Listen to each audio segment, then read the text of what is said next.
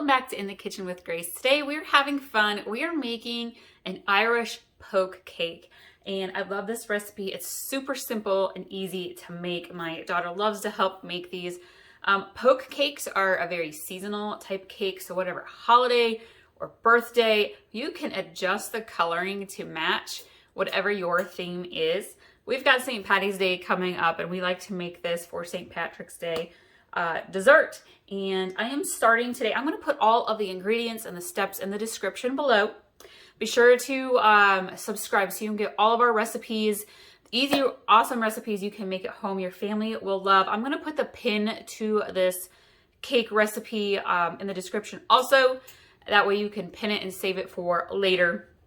I am starting with a Betty Crocker white cake mix, and I'm going to put this into my bowl.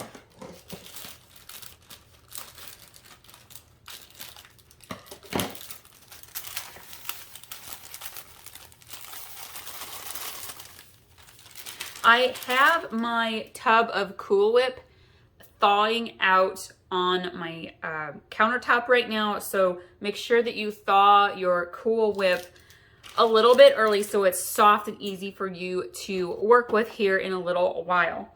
And into my cake mix, I am going to add a half a cup of canola oil. This cake is just so soft and fluffy. I love it. It's light and it's sweet. We're doing a corned beef and our traditional corned beef and cabbage as well. Our family always has kids activities on St. Patrick's night for some reason. So we always do like our corned beef and cabbage early, like earlier in the week usually. Okay, on top of the canola oil, we are gonna add in buttermilk. If you've got buttermilk to use up, poke cakes are a great way to use some of your buttermilk. We are gonna do 1 cup of buttermilk. I did cinnamon roll muffins not that long ago, and we've done buttermilk blueberry breakfast cake that is amazing. So I will try to link to those recipes above for you.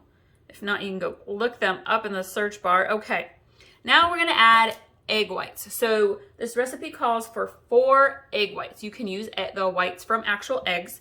I happen to have some liquid egg whites on hand.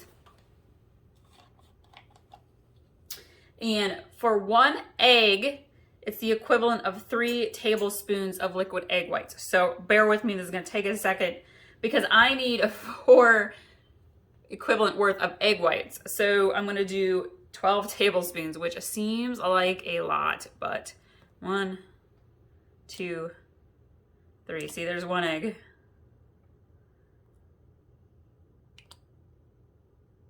There's 2 eggs. 3 eggs. 4. Okay. This is going to be a very soft, fluffy cake. Between the egg whites and the buttermilk. Where'd my cap go? Here we are. Okay. I'm going to turn my mixer on. We're going to mix this up really, really well. And then we will move on.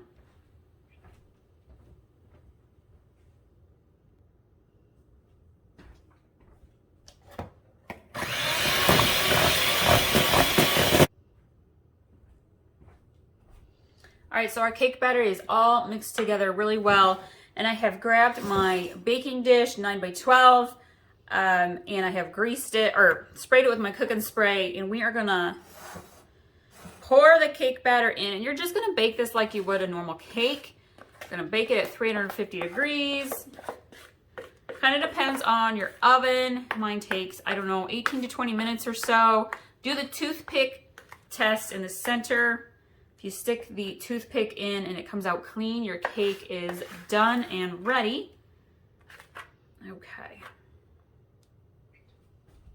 I'm gonna spread this out.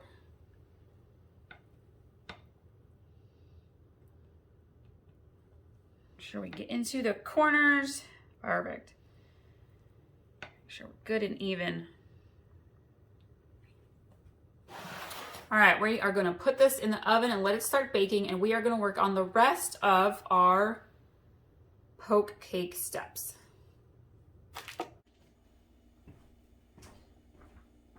All right, so our cake has baked and it has been cooling here on my counter for a little bit, and we are ready for the next couple of steps. So a poke cake is super easy to poke the holes into. You just use the end of a spoon and then make holes all the way across your cake. And we are going to do our jello melt blend. And then we will pour it over our cake and let that continue to cool. Eventually we're gonna put this whole cake into the fridge, because when you're using Cool Whip, you gotta keep it nice and cold so the topping stays as it should. And if you are baking this earlier in the day and gonna save it for dinner or party later on, you can totally wait and do the topping closer to when you are ready to serve. So I have poked the holes into the cake. We are gonna head over to the stove quick, where I have a little pot. I've got a cup of water in there, and I'm gonna put my lime jello in, get that nice and melted. All right, in my little mini pot here, I have 1 cup of warm water, and we're gonna let it heat up here for about 30 seconds or so, and then I'm gonna pour in my packet of lime jello, and then we're going to use the whisk and just kind of let that nicely melt in and let it cook for about 2 minutes or so, continuously stirring.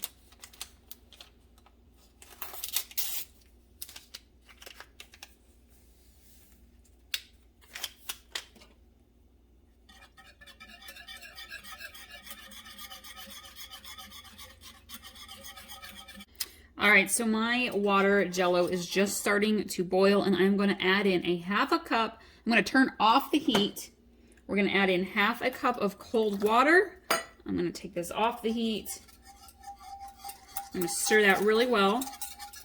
And now we are going to go pour this over our cake. Be very careful, especially if you're having kids help you, because this part is hot.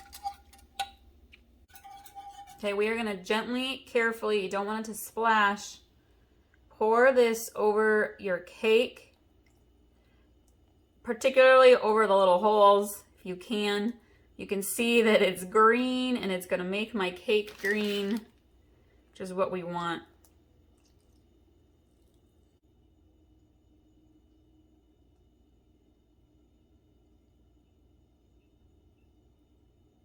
All right. Again, depending on what flavor, style, theme poke cake you are making, you can pick whatever flavor, color of jello that you want for your cake. I'm going to scoot this back just a little. It's pretty cooled down here.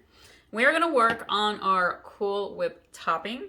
And most of the recipes I have come across, they call for just 1 tub of whipped topping. But I always find like that's just quite not enough. So I use 1.5 to 2.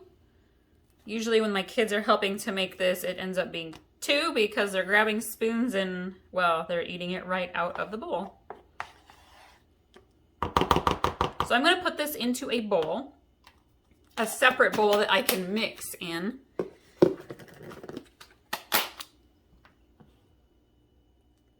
We're going to do about 1/2 of the second container. And again, this Cool Whip has softened a fair amount.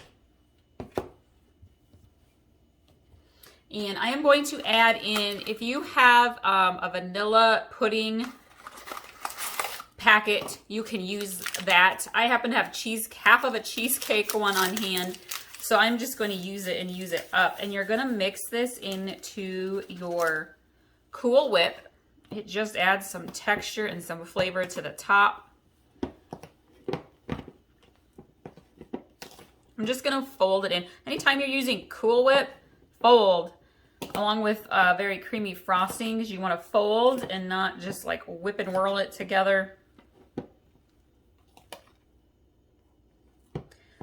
And if you want to, you can add some food coloring to your Cool Whip. It's St. Patty's Day, so we're going to add in some green.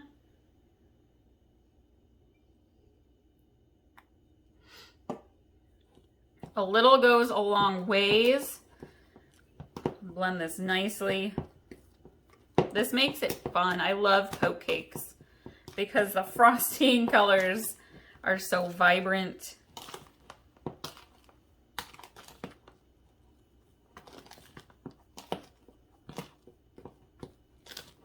I will link to my favorite cookie recipes. I combined a couple of them together into one for you. Sea salt, chocolate chip cookies, scotcheroos, and what was the other one that I did? I think it was oatmeal scotchies is one of my favorites that I make. I think I put that together with it. I'm gonna add just a little bit more coloring.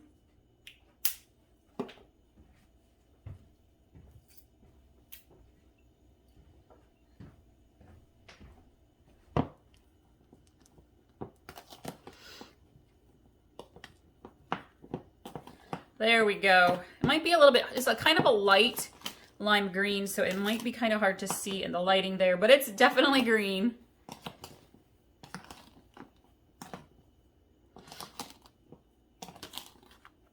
Perfect. Okay. Pull our cake back. It's cooled enough I can take it off my pot holder. And we are going to slather this Cool Whip topping right on top of our cake.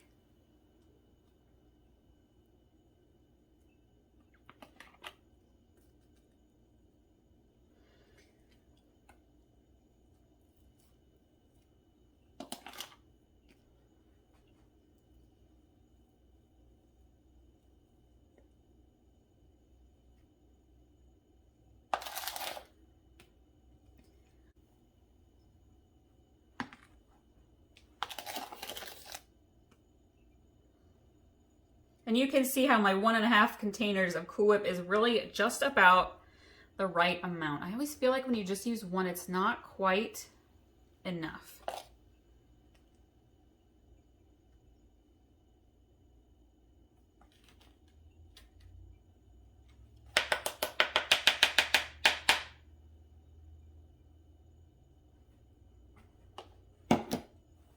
Okay. Now, if you had got some green sprinkles, you could put some sprinkles on top. I'm going to use coconut flakes. I think that makes it really yummy.